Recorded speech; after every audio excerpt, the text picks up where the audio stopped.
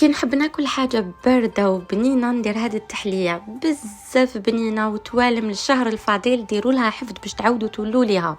تالمو البنه تاعها تقولوا نديروها كل يوم. توجد في وقفه في الدقيقه الاخرانيه تقدروا ديروها. الحاجه الاولانيه نبدا بالكريمه ديالي اللي نسحق فيها كاس بودره شانتيي بكاس غربه حليب يكون بارد.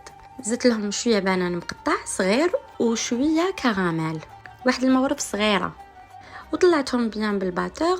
لازم كي يطلع لكم لا كريم ديالكم لازم كي تقلبوا هكذايا الغيسيبيون ديالكم ما يطيح والو.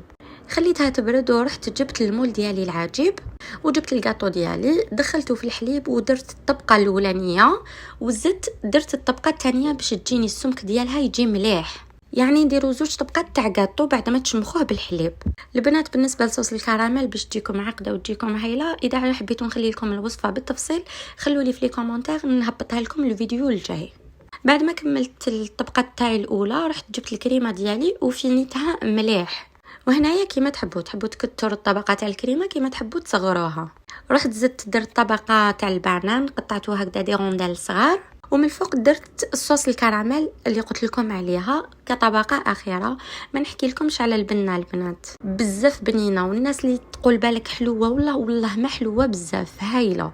اذا عجبتكم الوصفه خلوا لي جيم كومونتير ابوني، راهم جايين وصفات بزاف شابين. سلام.